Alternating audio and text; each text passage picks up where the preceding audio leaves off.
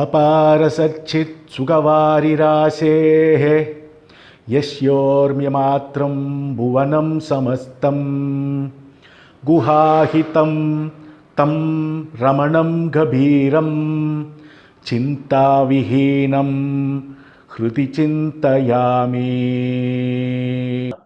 Upadesa Saram. We started our last session by seeing the genesis, that is how Upadesa Saram came about in fair amount of detail. And also, we saw the first three slokas of Upadesa Saram, which related to the karma, the karma yoga, karma part of the entire sadhana. We thought that it was done because of the conceited nature of the rishis of Daruka forest, who were always thinking that karma is everything and everything can be achieved because of karma. And if they keep doing karma, everything or whatever they want, all their wishes will be fulfilled. Why did they mistake in such a way? The Lord Shiva makes it clear later when they humbly fall at his feet. So when Shiva starts the Upadesa, when Ramana Bhagavan starts the Upadesa in form of Shiva, he says, the only problem with karma is you all are so far thinking that karma is acting on its own independently. Karma is giving all its results, but that is not the case since karma is insentient, it's jata. So anything jata cannot give a sentient result. Like only a sentient, like only if I'm conscious of something, I can at any point in time, I can do something thinking and I can do something or I can do some action. Whereas anything jata cannot do anything on its own, other unless and otherwise a conscious being acts upon it. Hence, karma being declared as jata on its own, karma will not be able to give anybody anything. So this is the mistake that the Daruka forest rishis were doing. All the time they were doing karma and all the time they were getting karma phala, but the karma phala was ordained by the Lord. They did not know that. They missed that piece of important vital information. And hence they were trapped. So now Shiva teaches them, because this is the nature of karma, don't expect anything from karma. Karma can give only based on the Lord. So instead of directing your love and affection towards karma, direct your love and affection towards God. So this was the missing part of the Purva Mimamsaka school. They did not consider, they only were bothered about yagas and yajnas. They didn't bother about God. So Shiva opens up and says, this is the mission. This is the problem for your question of about karma. Then he says, you have to understand, having known that the karma is jata, you have to understand one more thing. Karma, once you have done a karma, let us say I have done a job and the job is over.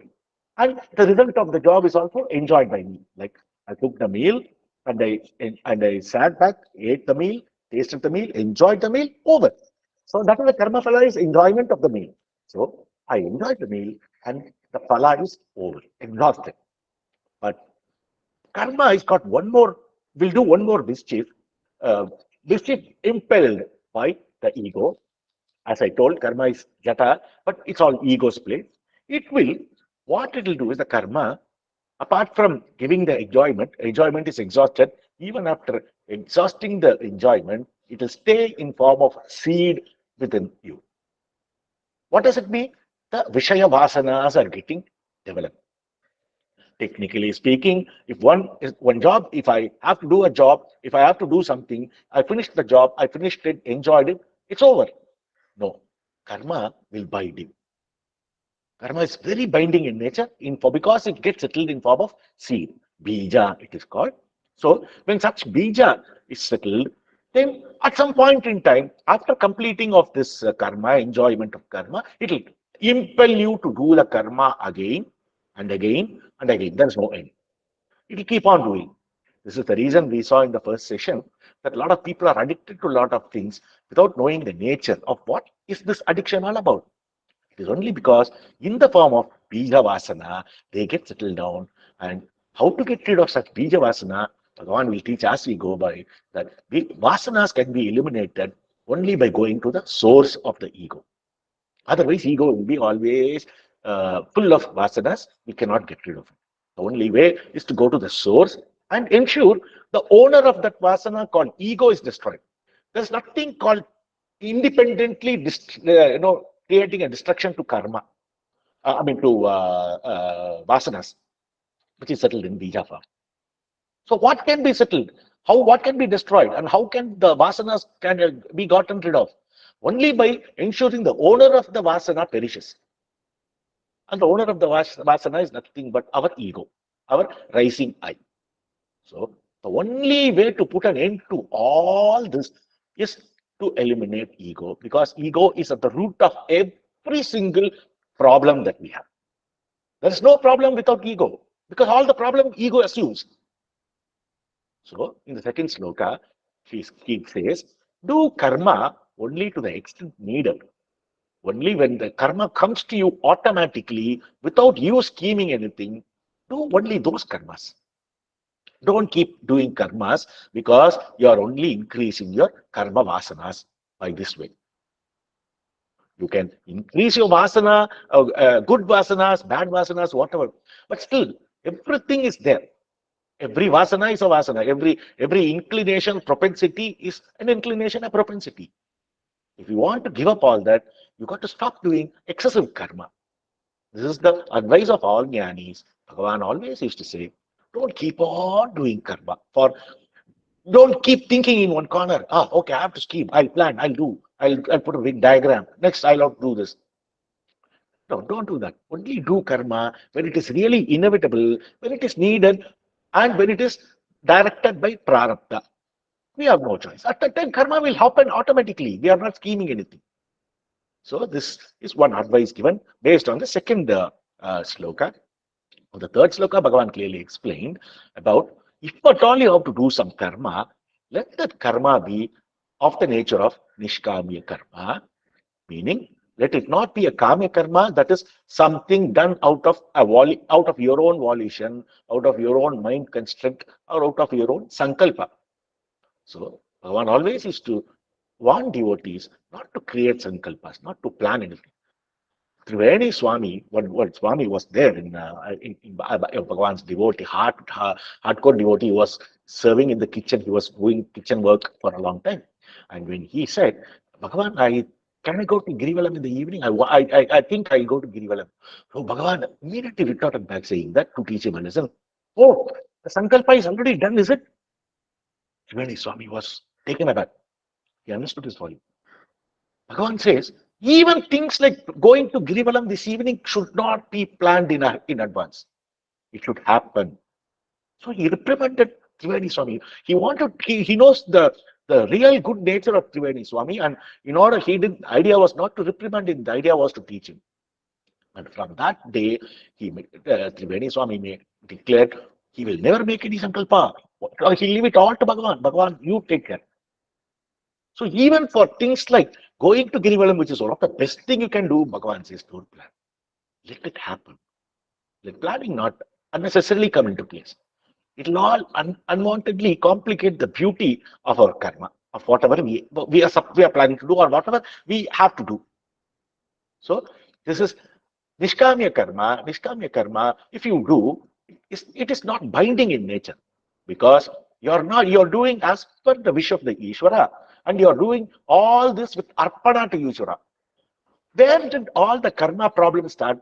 Because the ego is assuming the ownership, kartrutva bhava of the karma. Now, when you change the kartrutva bhava away from the ego to the Lord, to Ishvara, where is the ego? Nothing is going to attach you. The karma is going to happen, that's all. Because we have done the arpanam, Ishvara arpitam, we saw. So we have done the arpita to Ishvara. So once such a Ishwararpanam takes place, we have absolutely no problem. Why? Because the owner is not you anymore. You are not the karta anymore. It's Ishvara the karta, and Ishvara knows how to take care of his problems. We don't need to bother.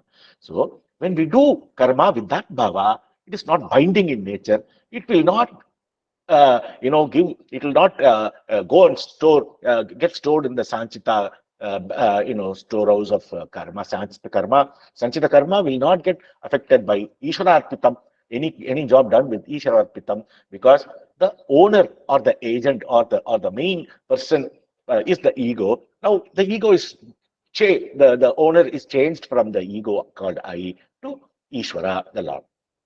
So nothing will happen, and also it won't get settled in form of the bija that we saw in the previous sloka. So if at all we need to do some karma at some time, which is inevitable, let it be with the kind of bhava of Ishvara Arpitam. Let us do Ishvara Arpitam and let us do the karma. The karma will automatically will happen the way it has to happen. Again, when we do Ishvara Arpitam, there is no right for us to ask whether the karma is going to be, or even consider whether the karma is going to be successful or failure. It does not matter. I have done the Ishvara Arpitam. It is the will of the Ishvara to ensure, to see to that whether it is successful or not. If it is successful, happy. If it is successful, equally happy, because it is not successful only for my best, for my benefit, Ishvara has decided. Ishvara did not make that plan or that action successful, because if it succeeds, Ishvara knows that it will give problem to you. And so in certain cases, he fails the karma. He fails it totally. In certain cases, he makes you really become victorious. So equanimity of mind should be developed when we do any activity, or when the result of any activity comes, the karma phala comes, whether it is successful or not, we should be our state of peace should never be disturbed, because we should always know it is all Ishvara Niyati. It is all done as directed by Ishvara. So where is the question of for us to be bothered about anything? See, if this comes, nobody will have anxiety anymore. Failures are bound to happen everywhere. I do one business, it might not be successful. So what can I do about it? It might be successful. I'll enjoy. If it is not successful, I should be in the same state. I should not get dejected for any reason, because it is all happening because it is all being directed by some higher power. Having known that, let us not even bother about the result. Let's just leave it there. Okay. So till this first three slokas we saw in the previous session, and we go to the now. Ishvara, Lord Shiva, has understood that these people are not deluded anymore the way they were, uh, based on karma. They have understood the nature of karma and the working of karma and the way of doing karma, if at all it has to be done. Now, Lord Shiva says it's time to take them to the next pedestal, to move them up in the rung to the marga called bhakti.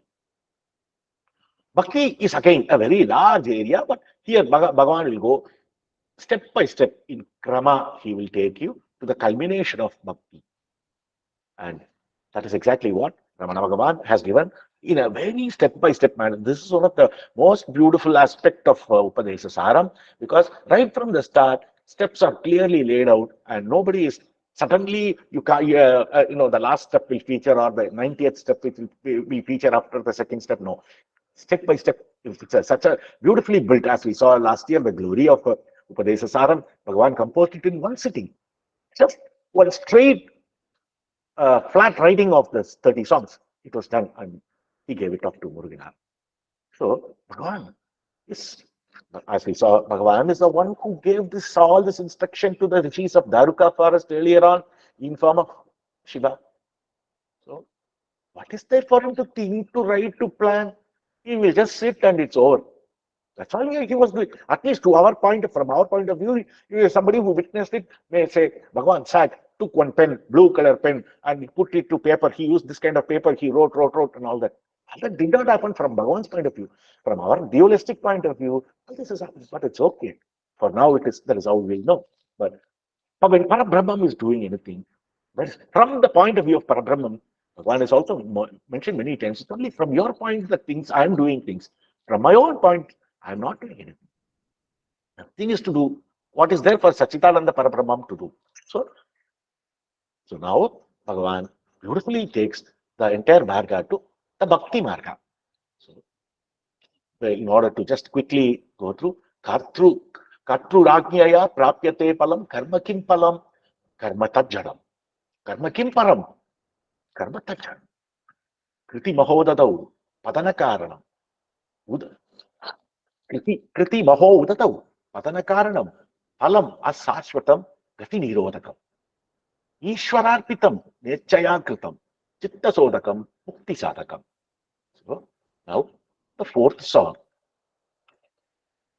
Kaya Vangmana Karyam Uttamam Pujanam Japat Chintanam Kramat Kaya Vang Manaha is the split.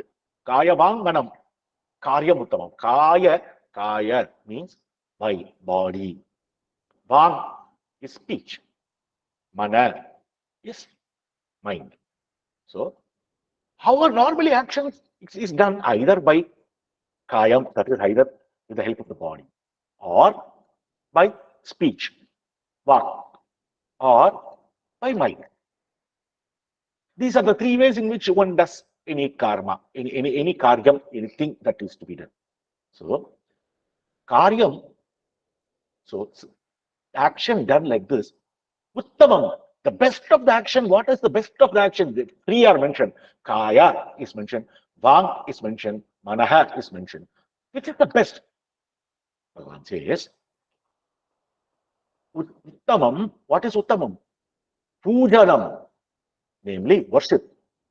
Japaha, the japa, the repetition of the Lord's name. Chintanam, Chintanam is meditation. Chintanam, you use mind to do meditation. This is the difference we have to see whenever we talk about meditation, mind is there. So this is the kramam. Kramam means the order. Bhagavan says the order of merit is the highest is Chintanam, meditation. The next is japa, the repetition of the name of the Lord. And the next one is pujanam. That is the worship, the formal ceremonial worship that we all offer to the Lord.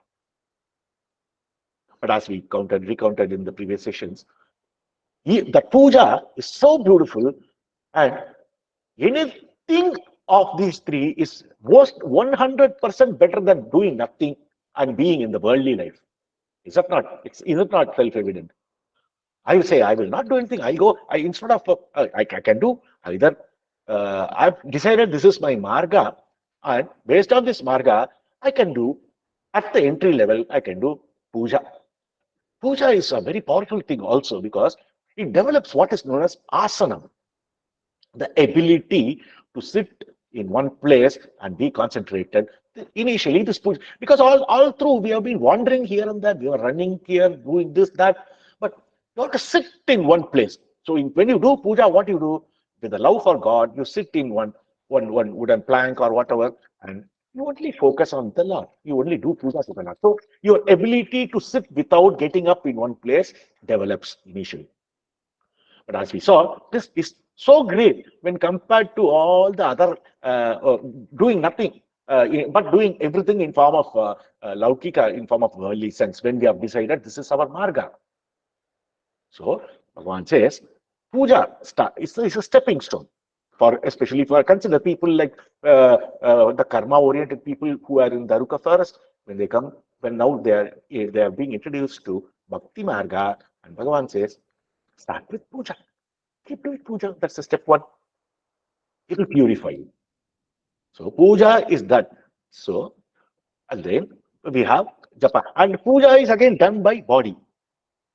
It's body, you need the help of the body to do puja. Like you have to sit in an asanam in some place and then take some flowers, do the, archana to the Lord and go to the Nandavanam, fetch flowers for the Lord and then tie the flowers and then prepare nevedhya and prepare everything.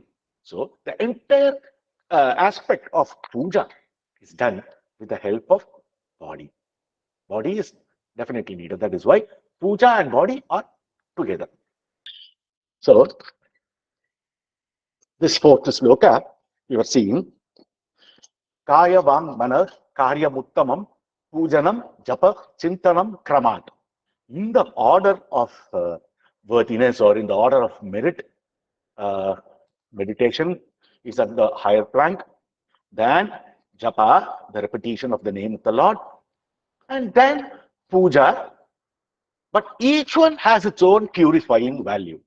And all of them are aimed towards giving us chitta sutti. All this, the ultimate aim is to gain the chitta sutti. That is why we are doing all these actions. As we saw, uh, it's important to do initially, at the initial stage, the action called puja, because that is what gives us, puja is what makes us eligible to sit in one posture, in one asana, asanam for a long time. It develops us the ability, gives us the strength to do that, because we are, even while doing that puja, we are totally focused on the worship of the Lord, on decorating the Lord, or doing archana to the Lord, or doing mantra, whatever it is prescribed way, we are doing it.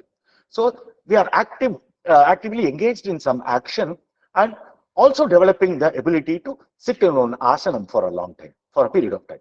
So puja is definitely important initially, but Bhagavan clearly says better than puja is to do japa, which is done by with the help of vak. How do we do japa? We just keep repeating the name of the Lord, Arunachala, Arunachala, Arunachala, Arunachala, whatever we choose, whatever Lord's name we want to keep on repeating, we are repeating that name. And what is as we saw, it is done by Vak. And of course, later on in the next sloka or sloka after that, we'll see even that japa can be done either internally or by producing sound. But initially, at this point in time, let's not get into that. But japa is japa, just repetition of name. Either you do it orally, vocally, or mentally, whatever it is. But you're staying concentrated. So Bhagavan says japa is the next better step than just always doing the puja. And better than japa is chintanam. Chintanam is meditation. And chintanam is done by mana, by using the help of mana, the mind. And meditation is one word that, as we saw earlier also, a lot of people have not understood the term meditation. Everywhere you see, you go, there are so many advertisements everywhere these days, especially saying that this guru is teaching that meditation, this meditation. What meditation are you doing? Even some Swami who came to Tiruvannamalai when during Bhagavan's days asked Kunju Swami, what time your Bhagavan does meditation? Everybody is not understood the term called meditation in the right sense. Meditation means there are two entities. One is the meditator. I have decided to sit in meditation, so I am the subject, the meditator. And there is an object of meditation outside me. I've conceived something outside me. Let us say I always like the form of the hill of Arunachala. So I'm going to sit and invoke the hill's form in my mind, and I'm going to do the meditation in this way. So we can do a meditation like that. That is using mind. So meditation is always a very strongly dualistic oriented approach. But it is better than japa, it is better than your puja. And meditation is done by mind is declared here. Kaya, Vam, Mana, Karyam. So Karyam is done by with the help of one of these three. But since the power of meditation is that it can develop, just like how asanam, what it does, the worship gives you the strength of ability to sit in one asanam for a while, and japa helps you develop one pointedness, and meditation helps you develop concentration on the object of meditation with exception of everything. So it can probably be useful later on when we start concentrating on the feeling of I as taught by Bhagavan, with the exception of everything, because there is a training that has taken place. So Bhagavan says this is better. This meditation is better in that sense when compared to the first two. So Kaya Bhangmana Karyam Uttamam Pujanam Japa Chintanam Kramat. So we now have understood what are the three ways of getting into the marga of bhakti. This is the bhakti marga is started now, and in the fifth sloka he said, Jagata Ishadi Yukta Sevanam Ashtamurti Bhrad Deva Pujanam. Now he goes to one more layer of the Bhakti Marga where he says Jagata Isha Di. Jagata means of the world. Isha is the Lord. Di. Di is a term in Sanskrit for understanding. We say Dhimahi and all that. So Di is an exclusive word which means understanding. So what is to be understood about the Lord and the world of the world, the Lord understanding, Yukta Sevanam, possessed of service, Yukta is possessed of, Sevanam is service, Ashtamurti, Ashta is eight, the eightfold, Murti is a form, Ashtamurti Brid, bearing the eightfold form, Deva Pujanam, worship of God is the worship of God. That is, service of the world possessed of the idea of God, that is, looking upon the world as God. Anything that we see can be considered as the manifestation of the Lord. So we start learning God everywhere. In every step, we see God. We see left, we see right. We can practice to understand that all this is nothing but God. Ashtamurti, what Ashtamurti means, there are generally there are eight ways in which you can see. Everything is constituted by this eight. That is the five Panchaputas, Akasha, Vayu, Agni, Apaha, Prithvi, and the two for lights, that is the sun and the moon, and the Jiva. They constitute the Ashtamurti. So you can see anything that you see in the world as one of the forms of eight Bhutas, and all of them are nothing but Ishvara. All of them are Ishvara. So what we develop by means of this action is this bhava is to see everything as God. When we see everything as manifestation of God, will we ever do anything wrong? Obviously, all of us have bhakti, love, and fear also to God, towards God. So, when we know this is the state case, will anyone do anything wrong? Nobody, no wrong will happen in the world. The moment we start seeing everything as God, as the manifestation of God in the form of the Ashtamurtam described in the sloka. So, Jagataisha Dhi, knowing, understanding that the world or whatever you see is one of the eight forms of the Isha, of the Lord. Ashtamurti Brid, bearing one of the eight forms of Lord, is the best way to worship Deva, Deva Pujanam.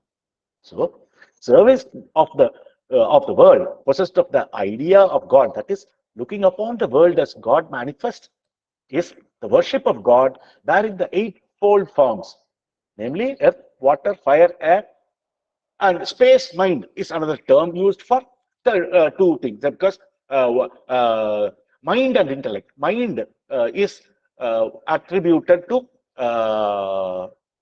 Chandra, that is moon, and intellect is always associated with Surya. So these are the two fires that we are talking about. So the five Panchabhutas, the sun, the moon, and the ego. Ego is nothing but Jiva.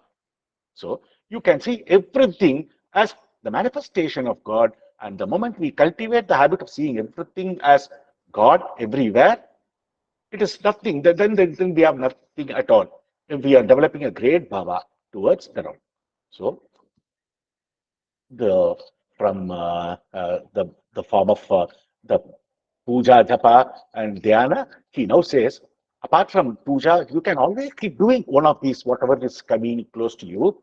While doing whatever you do, always, whenever you see anything or you conceive anything or perceive anything, see anything with your eyes, or feel anything with your one of your Jnanendriyas see it all as the form of God. Ashtamurtam, one of the Ashtamurtam of God, or all put together, whatever way it is.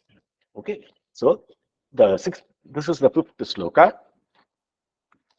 Jagat Ishadi Yukta Sevanam Ashtamurti Bhrid Deva Pujanam. And in the sixth song, he goes on to say, Uttamastavad Uchamandatah Chittajam Japa Dhyanamuttamam. Uttam, Uttam is excellent, best. Stavad is better than hymns. Savat is hymns, or yeah, better than hymns that we are talking about. That is better than singing, better than doing chanting and all that. What is better? Ucha. You can do the japa as we saw in the first song. Japa is always done using vak. So this vak can be in various categories. Ucha, that is done aloud. Like I can sit Arunachala, Arunachala, I can close my eyes or open whatever. Arunachala, Arunachala, Arunachala. I can keep repeating the name of the Lord. That way. Mandataha, that is, you can whisper. You can just use some small whispering. That's all. You are not going to really use a loud, forceful vocal tone, the throat, and you're going to produce noise. Instead, I can whisper without producing, without invoking the vocal cord. I can still produce the mental sound. That is a whispering. And Ucha Mandataha Chittajam, mental. Chittajam is mental. Japa or Dhyanam Uttamam. That is, if you do, instead of even the whispering, you don't even verbalize, you don't even create anything, but stay put on the focused form of the sound. Like Arunachala is there, you can always, without even, without saying Arunachala or without even mentally saying Arunachala, just sit. Arunachala will start running on you. This practice will give one great feeling called the japa that we do over a period of time. If we repeatedly do this mental japa, it will become what is known as ajapa. Ajapa means the japa, whether you want it or not, it will happen even during this. When you go to the stage of ajapa, even during your sleep, it will automatically be running. We are getting into that state. So it's so continuous. It becomes so continuous, this habit of doing japa. So the best order here, it is better than singing the best hymns in praise of the Lord is japa.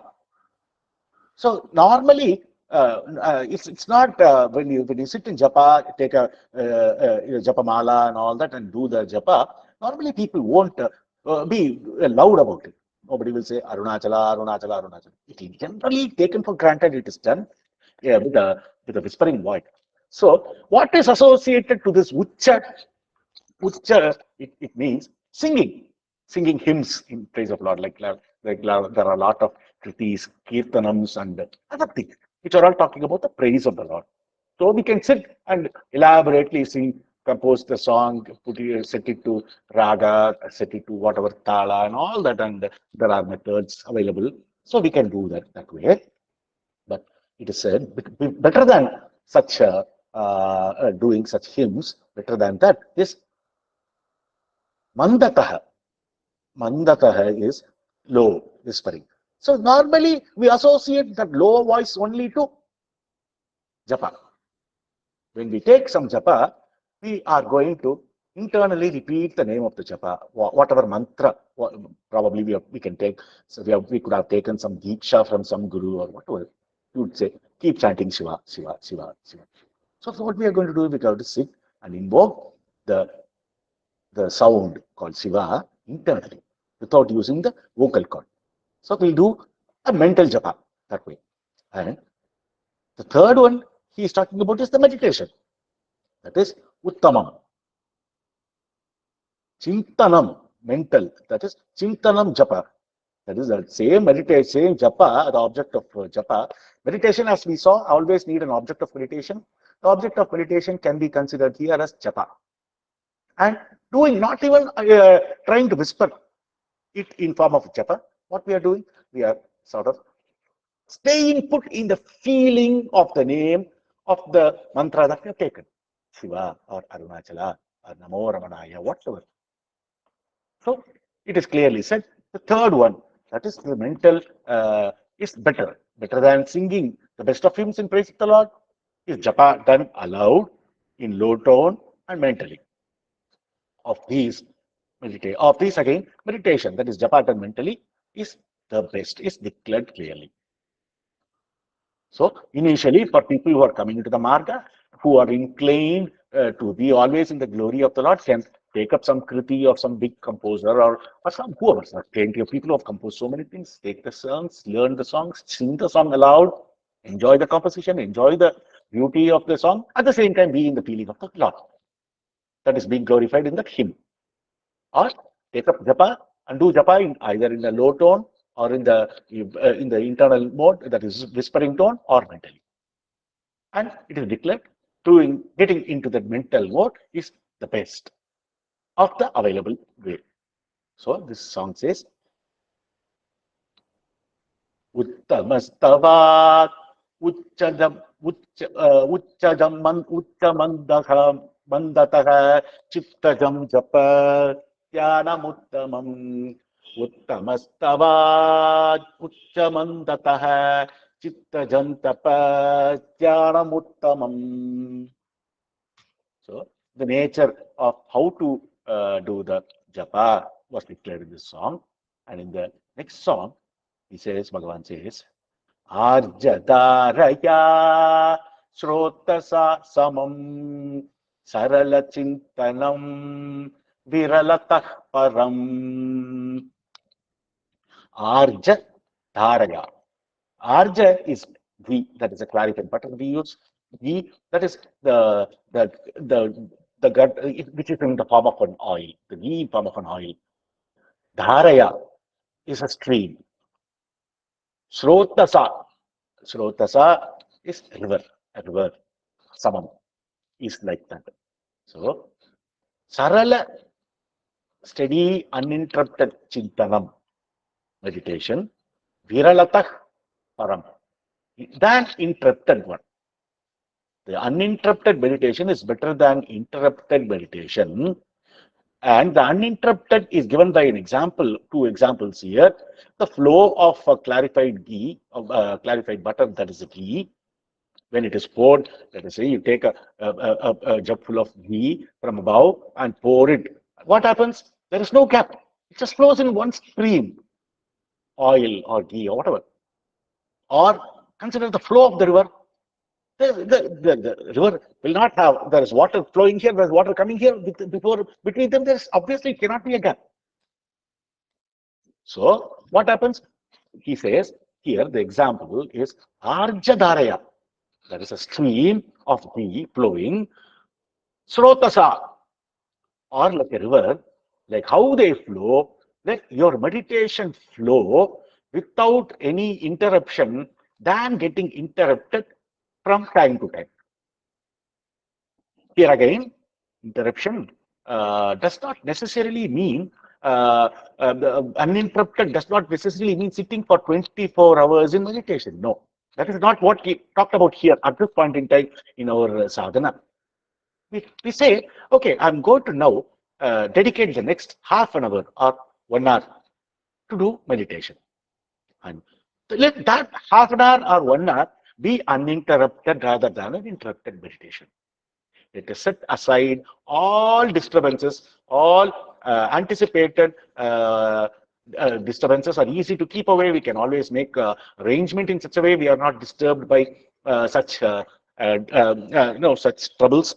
And also, even if it is an unintentional disturbance, let us give priority to the japa to the meditation that we are doing, rather than giving the priority to the situation that has arisen. All situation can wait unless it is extreme emergency. Let's not qualify.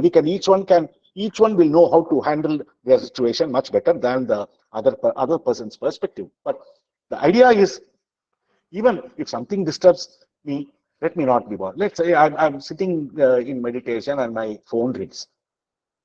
Let me not bother about the phone. After all, we say, what if the phone is an emergency call? Did we live such life just even 20, 25 years ago? We never lived that life. There was this thing called phone, but still life went on well. Life will still go on well. Everything the prarabdha will take care. So let us not become slaves of such acting such actions, and let us not get too bothered by the development. Let's use technology to the let's be the master of the technology and not technology, and not allow technology to dictate us according to how it has progressed. So the idea of this sloka is, even if you do your meditation for a set amount of time, let us not get disturbed. Let it be continuous. That is when the efficacy or the best results from the meditation can be derived. So the idea is, the example given is Arja Dharaya Shrotasa. Arja Dharaya is the flow, like the flow of the tea, which is always uninterrupted, or Dharaya, or Shrotasa, the flow of the river, is always uninterrupted. Like that, whatever time we set for meditation, let it be undisturbed, uninterrupted, let it go on without any intermission. This way, then later on we'll have the power or potential to increase the amount. Let us say I said first I'm starting with half an hour meditation. Now I'm feeling so beautifully elated. I'll say, no, why not increase the time by another half an hour and then do a 1 hour meditation? Will be prompted, guided in that way. And why being guided in that way? Let's have this rule in mind. Ajadaraya Shrotasa Samam Sarala Chintanam Viralatah Param. So, having given the nature of the meditation and how it is to be done uninterruptedly, now he goes on to say, Veda Bhavanat Sohamityasau Bhavana Bidha Pavani Mata. So here is a very, very important shloka. We come to really some matured level of Bhakti Marga is talked about here. So far, we talked about Puja, Japa, Dhyana and all that, and they are settling down in the Marga of Bhakti. But now, how should the Bhakti Bhava be is being introduced in this song. It says, Veda Bhavanat. Veda is difference between I and he. That is Vedam. Veda Bhavana, then Bhavana is meditation here. That meditation with the differentiation of Veda, that is differentiation called I and he. As we saw earlier, meditation always has the meditator and the object of meditation. Let us say my object of meditation is Arunachala and I am the meditator. So when I meditate, how does a person think? He thinks I am Aruna, I am here, sitting here in meditation, and Arunachala is there, say in the temple of Arunachala in Tiruvannamalai. So a clear distinction is laid between the God and the meditator, the God on whom we are meditating, and me, the meditator. So here it is said, Bheda Bhavanat. Instead of seeing difference, Soham Ityasau. Soham is Sa Aham becomes Soham. What is Sa Aham? He is I. Rather than meditating upon Arunachala as me here, a separate Vyakti, and Arunachala there, a separate Vyakti. Rather than that, bring in the Soham Bhavam, Sa Aham Bhavam, which means he is I. Even though, as of now, I know I've not bridged Arunachala into, or merged with Arunachala, but still I can develop a Chintanam in such a way that I can learn to always think Arunachala and me, that is he and I, are the same. This is known as Soham Bhava. Soham split is Sa Aham. Soham iti asav. Bhavana abhita. So, bhavana is meditation. Abhida. Abhida means with no difference of I and he. So, there is no difference now between Arunachala, the object of meditation, and me, the meditator. Bhavani mata, purifying. It is considered, Pavani is purification, purifying. Mata is considered. It is considered that it is purifying to use the Soham Bhavam to always think I am he rather than thinking he and I are different. This is the essence of Soham Bhava, and this is one of the foundation on which we will be developing the Atma Vichara later on. Because even in so when we are in Soham Bhavam is a very popular method of meditation, which is taught in a lot of Vedantic literatures. A lot of gurus have taught about Soham Bhavam, and Soham Bhavam, we have to understand that still uses at the level of entry level of Soham Bhavam, still mind is very strongly used. So why mind is used? Because here also we are not settled in the Ananya Bhava. We are still in Anyam. We are only trying to see, transcend that Anyam with the help of this Soham Bhava. We are claiming that I am He. We are claiming at this point in time. So who is claiming? I am claiming. Who am I? At this point in time, I'm only the ego. I have not yet transcended the level of ego, which is mind. Ego is nothing but mind. As we have seen, mind has got plenty of names. It's called by mind. It's called as ego. It is called as samsara. It is called as plenty of other names. Ego, mind, they are all non-separate. They are all same. For the sake of explaining in the context, the words are different. Words are used like ego. The word called ego is used, or the word called mind is used, or either word is used only for the sake of explanation to the context. Otherwise, their meaning is same. Jiva is also another word for mind. They are nothing but mind. Everything is mind. Because the moment the spark called I am rises out of the Parabrahma Sachidananda, what happens? Only mind gets formed. It becomes mind. And the mind forms its own universe. So the universe we see comprised of all the planetary systems, all the anything that our mind can think of, it's all mind. So everything is fit to be called as mind only. The whole world is a creation of mind.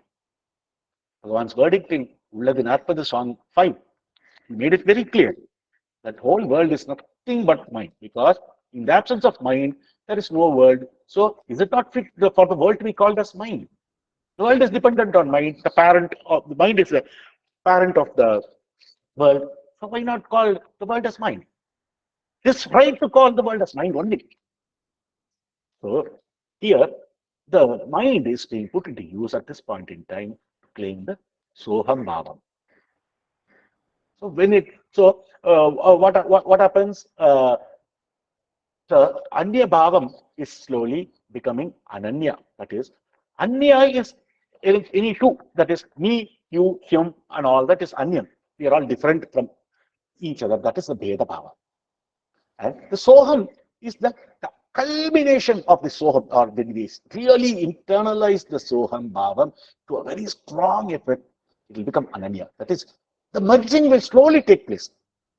That mental activity of claiming Arunachala to be myself will slowly fade. Mind will slowly give room. The bhakti of this bhava will slowly eradicate the mind, will slowly push the mind to the back seat. So this happens. So the song reads, Veda Bhavana Soham Ityasavo Bhavana Vita Pavani Mata. Rather than more than meditating more than meditation, admitting difference between I and he, the individual and the Lord, mentioned, which admits no difference, such experience as Soham, so is considered purifying and hence better. So what is being advocated here is leave out the differentiation that is a crux of this sloka. Let there be no difference between the meditation and the object of meditation. Let them merge.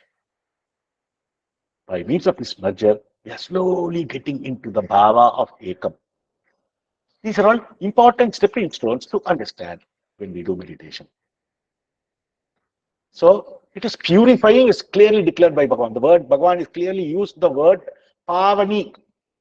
Pavani is purified. So let's practice this method rather than when we sit in meditation. Let us always not have distinction between object of meditation and the meditator, between Arunachala and ourselves.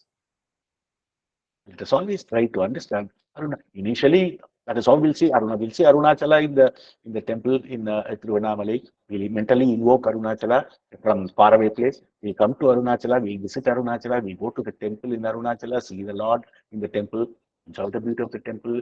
We'll see the Lord taken out in position like how it was posted very continuously for the last 10 days about on the beauty of Asantotsavam that took place in Arunachala, culminating in Manmata Daganam. It was so beautiful and so nicely done. Very happy, very, really enjoyed every bit of it. And so Navasantotsavam is there, the Mahadipam festival is there, and so many other festivals, Tiruvudal, how many in Tiruvannamalai. So we see the Lord in that forms and enjoy the beauty of the Lord.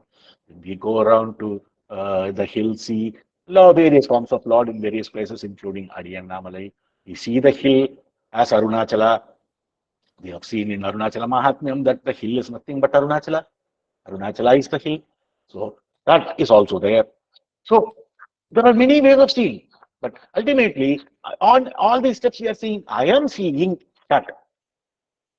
Slowly, that I am seeing that will have to pave way for I am that. That is the crux. That is the summation. That is what we want to achieve. I am not seeing anything, I am being something. I'm being that. So I'm not even being something. I am it. I am being. That's all. It will come ultimately. The summation or the summit of Bhagavan's teaching will be I am. Know this that I am. End of story. Bhagavan has said the first name of Lord is I am. God is I am. I am is the first name of God. And as we have seen, in Sanskrit it is called I am. In so many other ancient languages, it is called I am. In English, it is called I am, which came from Latin. I am, we say I am. The same I am is there in Sanskrit. And roots, there are, common roots for all languages because all thinking evolved in the same way only, from the same concepts only. And this culmination is also the same, going to be the same. That is, I am He. The kingdom of heaven is within you, said Jesus the Christ. So which means everything is coming to Ekam. But the practitioners or the teachers have understood it differently, or in some cases wantedly given it differently for the sake of people of that period of time. Bhagavan did not care about all this. He was threadbare in whatever he had to say. He is capable of speaking only the highest truth. Just because somebody understands, he will give it in different words, but he will dilute the words, he will not dilute the concept. He will turn people back to the same way. That is Bhagavan. Never has he accepted any Dvaitic thought to come into his devotees. He will always put them in the Advaita Marga. You and him are the same. So, in this song, he clinches Veda Pavanat Sohamityaso Bhavana Bidha Pavani Mata. So when we sit in meditation, let us cultivate the habit of slowly, even though it might look contrived initially, like there's no point in sitting and saying I am him, I am him. That is not the meditation. I am always saying I am him, I am him, I am him. The Mahavakya called Tattvamasi clearly says you are that. So the Mahavakya is declared you are that. Then after declaration of the Mahavakya, where is the need to sit and say I am him, I am him, I am him? I am a human being, I know. Do I get up every morning and say, I am a human being, I'm a man, I'm a man, I'm a man? Do I do meditation? It is so natural, isn't it? Similarly, the Mahavakyas are told always you are that. Beyond that, there's no meaning in going on saying, I am that, I am that, I am that. Aham Brahmasmi, Aham Brahmasmi, Aham Brahmasmi gives you only the state of what is, not a japa for meditation. Aham Brahmasmi cannot be used, should never be used as a word for meditation, a mantra for meditation. Aham Brahmasmi should be understood, and the bhava or the spirit of Aham Brahmasmi is what we should follow. Tattvamasi is saying that is that, Tvam is you, that is I. When I say me, it is Tvam Padam, and Asi is are. You are, that is declared very clearly. Now, how should what is the meaning of Tattvamasi? How do we do meditation on Tattvamasi? Bhagavan has made it very clear. Leave out the Tat part of it. Tat is that. The moment we start understanding the Tat, let us say Tat here in this case is Arunachala. So, what happens the moment I try to understand what Arunachala is and all that, my mind is very strongly being put into use. So Bhagavan always said, don't bother. And the Tat is it is always declared that Tat and Tvam are the same. Whereas the Tvam is you. You can always solve that problem of you. So when the problem of you is solved, when you understood who you are, that you automatically become Tat, because that is clearly established in the Mahavakya, Tattvamasi. So let us not even bother about working on that. We'll come into more detail about this when we come into the core of Bhagavan's teaching. But the point is, Tattvamasi or any of the Mahavakya that we have in our Vedas is not something to be sat up and meditated on. They are extremely beautiful knowledge statements. You have to understand what they mean and practice accordingly. Not use them as like there are people, naive people who wake up in the morning and say, sit in a corner and say, who am I? Who am I? Who am I? Who am I? Who am I? It's not a mantra. Who am I? Again, like the Mahavakya, who am I is only a knowledge statement for you to understand and do your sadhana according to the prescribed way, not to convert it into mantra. Similarly, Tattvamasi or Aham Brahmasmi are not to be used as mantra. Rather than that, develop the bhava slowly of I am that and stay with bhava. Over a period of time, when we start doing more and more sadhanas, like how is taught the direct method of Bhagavan, end of that, you will clearly know Tattvamasi. You will clearly know the Bheda Bhavana is gone. Because of the Bhavani that we have, that is a purification that we have aimed because of the development of this Bhava over a period of time. It is not going to come overnight. It's okay. In the meanwhile, we are going to only bask in the glory of Bhagavan. So time does not matter. The more the time is better, I would say. The more the time we are able to bask in the glory of Arunachala, in the glory of Bhagavan, in our Ishtadeva, whatever, in Arunachala, what happens? It's enjoyable. So let the enjoyment continue till whatever time it takes. How do I care? Let me always be happily in the thought of my Bhagavan, the thought of my Arunachala. So this is the bhava that we need to develop slowly. So what happens now with the help of this bhava? Bhava shunya sad, bhava sustitihi, bhavana bhalat, bhaktiruttama. So by the strength of such meditation, to always remain well established in the state of real being, that is devoid of any thoughts, is the highest devotion, that is called parabhakti. Bhagavan clearly establishes what is known as the meaning of parabhakti. You have heard the term parabhakti everywhere, a lot of terms, parabhakti and all that. So, bhava shunya, thoughts devoid of. Sat, bhava, bhava shunya sat, being real, there is being. Sat is reality. The sat we are talking about is Sat Chitananda. Sat, bhava, state, sustiti, being well established. Sthiti, it's been established. Sustiti, clearly it is established that this bhava is clearly established. So, bhava, shunya, satbhava, sustitihi, bhavana, balat, bhakti ruttama. So, by the strength derived from such a bhava, what happens? Devotion of the highest, that is called the devotion of the strength, is called the devotion of highest order. Bhavana, meditation, balat, by the strength of bhakti, devotion, uttamam is highest.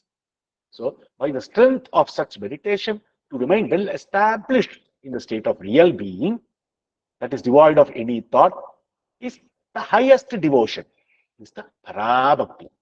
So, thought free, getting established in the feeling of I am, is parabhakti.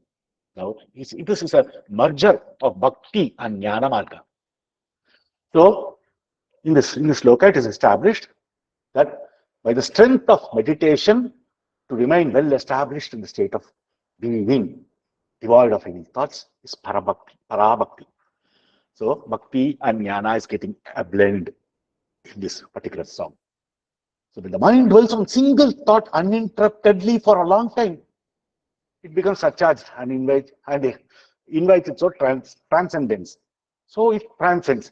This way, while doing that meditation also of Soham Bhavam, let us do the Soham Bhavam this way, without allowing any thought to rise in our mind. This we will see in elaboration when we come to the 16th sloka of Upadesa Saram. We'll be in that sloka for some time because it's a most important sloka. People who have already gone through Upadesa Saram will know how many times I keep quoting the 16th sloka of Upadesa Saram. We'll come there shortly. We're not far away. So we'll be doing it down the line. So what is said here is, be in such meditation with the bhavam of Soham as mentioned in the previous song, without allowing any thoughts to penetrate the fort, only with the Soham bhavam, that is I am he, the bhava, I am Arunachala. And that over a period of time, as we saw, that I am Arunachala bhava will also slowly fade away. This is para bhakti. This is the highest form of bhakti one could have. Bhakti is nothing but Soham. Internalizing Soham bhavam is the highest bhakti one can develop. And that will simply lead to a culmination called jnanam, that will lead to the mukti that we are all talking about. So, the next song Bhagavan will say, the sum up, the entire philosophy of Bhakti Yoga, Karma Yoga, Raja Yoga, and the path of Vichara, Jnana Yoga, everything he blend. And he will say what it is. I'll just read the next song. I'm not going into the elaboration. I think we've already crossed time. People might have work to do. And so the next song is beautiful. It's beautiful. The entire sum and substance of all this practice is given in one sloka by Bhagavan, and only Bhagavan can do this. Such a beautiful aphorism. Kritstale mana swastata kriya bhakti yoga bhod tascha nischita. Kritstale mana swastata kriya bhakti yoga bodhascha nischitam. So, establishing the mind in the native state of quiet repose in the space of heart is what is bhakti, is what is karma, it is what is the Raja Yoga, Marga, or it is the Jnana Yoga. All of these are given only for the benefit of the sadhaka, who has got, each one has a different orientation. I want to do always work. Okay, Karma Yoga is for you. Doing karma by attributing the karma phala to the Lord. No, I'm suffused with bhakti. Okay, bhakti yoga is for you. Always being the para bhakti mentioned in the chintanam of Arunachala. Always being that, keep doing service to Arunachala, keep doing puja, keep doing dhyana on Arunachala, participate in all the rituals or participate in all the temple rituals. That is bhakti. No. I like to do breath, pranayama, kundalini yoga, and all that given in the Raja Yoga. Okay, that is for you. No, I prefer Bhagavan's way. I would like to sit in corner and vichara, do the vichara. Who am I? Know what my real state is, what my real I is, the pseudo I is, and eliminate the pseudo I. This is Jnana Marga. But if you want to ask, what are all these marga? Only one term Bhagavan explains, without allowing the ego to rise up as an individual I, staying put in the heart, completely in the native state, that is staying put without the rising I, is undoubtedly the essence of all the yoga. All the yoga ultimately attempts this only. Each one according to the propensity of the practitioner, it varies. That's all. Otherwise, they are all one and the same. All these marga are one and the same. They are all devised only for the sake of each individual has different form of orientation. So these margas are devised. So this sloka will go in more elaboration when we meet next Sunday. The time sloka. So let's start internalizing the slokas more and more, and try to understand the appreciate or fall in love with the beauty of the sequential approach taken by our Bhagavan. Nobody has done this. Nobody anywhere. I've read bits and pieces of quite a lot of other gurus' work and other things. But they all take one big subject, elaborately explain and all that. In one sitting, our Bhagavan gave us from the karma, started from the, understood the nature or of the people who are starting, like the people of the Daruka forest. Slowly, slowly builds, and comes to 30th sloka, finally says, chapter end. Our Bhagavan has done this, and we've seen this in plenty of occasions. Brevity is thy name, O Bhagavan. Unwantedly, he did not use one extra word anywhere. He's so careful. Just like how he was so, careful about using, not wasting materials, he was careful about not wasting even one word. But at the same time, the clarity will not be compromised. This is Bhagavan. So much to learn, so much to learn. Every walk of Bhagavan's bodily life is glorious, totally glorious. Every single breath he took, every single step he took, every single word he uttered, from oozing from everywhere.